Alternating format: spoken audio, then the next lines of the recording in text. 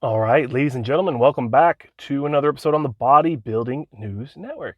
Now, I will be doing a recap of the NPC Nationals that we're finishing up today.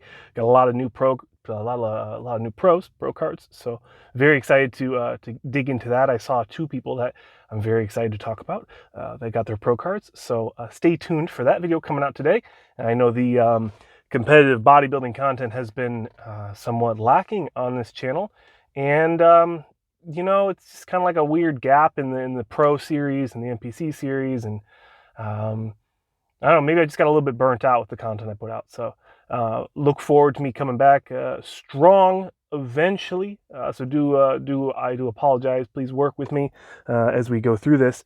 But this is going to be a week 2 and week 3 recap of the NPC. Not NPC, the Novice Bodybuilding Foundations program, week 2 and week 3. So kind of messing around with a few different things. I would say back day is my most lagging muscle group right now. I definitely am really enjoying the structured progression on chest and leg day, especially chest. I've been noticing a lot more fullness in my chest. The shoulders, I'm putting up some good weight, really focusing on the form and whatnot. I do want to say I have been lacking on the footage content, so I will work to record more footage, but I did have some footage I'll put on the screen for you today of some of the progressions and the movements I did today for back. Now, I still need to find like really solid back day exercises. I've been wondering if I want to do deadlifts. I've been doing rack pulls somewhat here and there. At least once a week, I do a variation of a rack pull, either a high bar or a low bar, below or above the knee. But I haven't really been feeling back day as much as I wish I would. But let me know how you guys are doing with your guys' back training, the pulling especially. I notice for me, the only time I really enjoy a good pull is if it's unilateral. So if I'm doing one side at a time. Now, when I'm doing these bilateral, both sides of my body, both planes at the same time, I notice that I don't get as much of a pump, as much of a good contraction as I do with the single arm movements. And, that's a lot to do with the injuries, obviously the shoulder not working as it is intended to do. I will be continuing physical therapy in the new year for the shoulder, and then I'm also going to be seeing a specialist for the leg to work on my foot flexion. It naturally wants to rotate inwards like this instead of up and down. So it's been very much a nuisance when it comes to walking. So you can imagine everything else.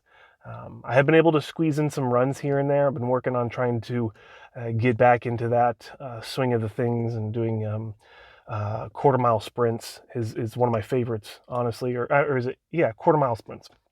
Really fun exercise. You do a quarter lap of a quarter mile, and then you walk the rest of it. And it really builds up your endurance. For me, it really annihilates my core, helps me cough up all the extra crap that's in my lungs. It's just all around a great exercise for me. Obviously, bodybuilders normally don't do sprints, but for me, I'm a soldier. What's the thing? They in the army, they always say you're a soldier athlete, so they want you to be fit and athletic, but then they also want you to do the things that soldiers need to do, like carrying, I don't want to say bodies, but like you need to be able to carry your battle buddy. If a soldier falls, you need to be able to pick him up, either drag him or fireman carry him. Any variation of that.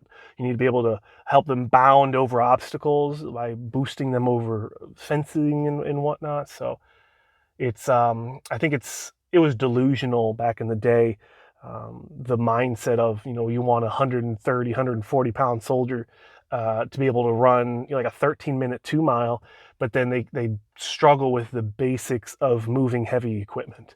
And then now you get soldiers like me who are absolute freaking units, but we always struggle with really reaching that higher echelons of running. Me myself getting into sub 14s for a 2 mile is elite for me, and that takes months and months of training. 3 times a week, doing distance running, 2-mile runs for time, or what I like to call pace runs. And then also I like to do variations of sprints. So stay tuned for that. We have the Army Double Eagle Challenge coming out early January, so my training is going to be adjusted heavily to complement that competition, as I want to rank highest in the Army reserve component in weightlifting, distance run, and high intensity interval training. So there's 3 different categories for that, and I want to win all 3. So I'm going to go very hard, very aggressive in that challenge. And I'll be recording all that alongside this Novice Bodybuilding Foundations program. So I know I ranted a lot, apologies, but pretty much a big takeaway for week 2 and week 3 for me. I use straps as much as I can. I take the ego out of trying to build forearm strength. It's not in my wheelhouse, so I don't focus on that. But if it's important for you, consider using straps or not using straps. Also, if you're using a Smith machine, think about once you twist it off, make sure you readjust your wrists so that the weight is either going straight through your forearms in a pressing motion, or when you're pulling, that everything is in line with your forearm to shoulder girdle. Make sure everything's optimal. Make sure your shoulders are retracted and your traps are pressed down.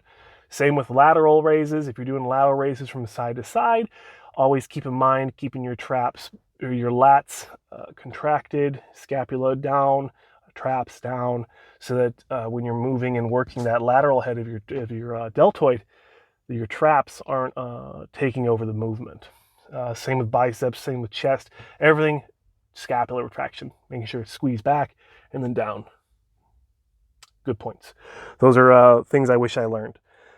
Using a belt, I haven't been too crazy on using a belt. Sometimes if I feel really bloated, I'll wear it just so I'm not walking around like with my belly out and my chest backwards. I try to keep everything forward and up. So leg training has been interesting. I've been moving into using a heel raised hex bar deadlift as one of my main movements for my hamstring day. Whereas in our quad day, we're usually doing a split squat, usually with dumbbells, what I'm kind of liking right now, and then a variation of a Smith squat. I've noticed that my hip will favor too much with that internal or with that hip rotation if I do a wide stance. So I've been typically doing more of a narrow stance also to emphasize the quad over maybe a wider sumo stance, isolating the glutes. So you got to think about those things as well. And also high bar, low bar. For me, my high bar isn't trained very well, so I usually feel less pain and discomfort with a low bar, but that's also going to put more back into your movement and more glutes. So make sure you're compensating for that with your other accessory movements.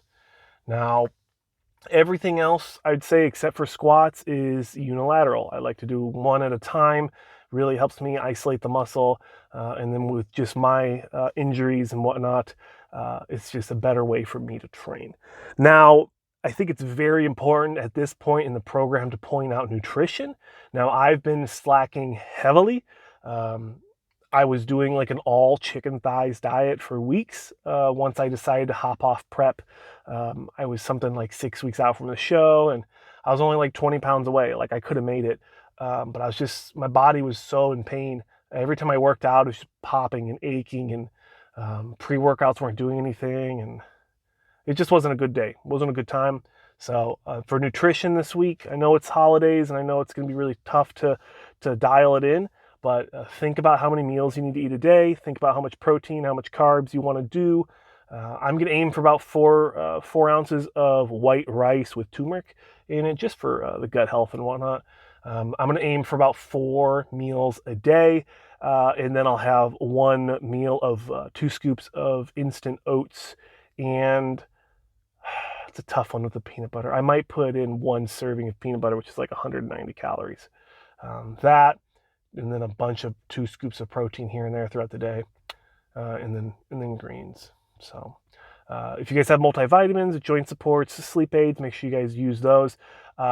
Sponsor is a little questionable right now, so I'm not going to say anything until I know what's really going on with my sponsor. So stay tuned for that information. But if you guys want to see something specific, please let me know in the comment sections below. If you guys enjoy this Novice Bodybuilding Foundations program, leave a like. That will let me know that you guys want to see more content of this and more often. And as always, like I said, I'll work on making more, I'll record more content for you guys, because I know you really do enjoy that for some reason. You like to see my fat ass working out. So have a good day. Have a fantastic holiday, everyone. As always, I really do appreciate you guys stepping in and checking out the channel, giving me advice, critiques, praises in the comment sections below. If you guys want to follow me on Instagram, I changed it from my personal at Sanch Bodybuilding to Big Papa Sanch. It's something I've always used on Reddit, or not Reddit, but Discord, and what's the other one? Steam, on Steam, Big Papa Sanch. So just kind of getting into the funner part of it, and just enjoying life a little bit more. Not taking things so seriously. So look forward to some fun content coming out of my personal channel. It's kind of tough balancing which one I want to do, because this channel is just so much larger than my small channel. So it's a toughie.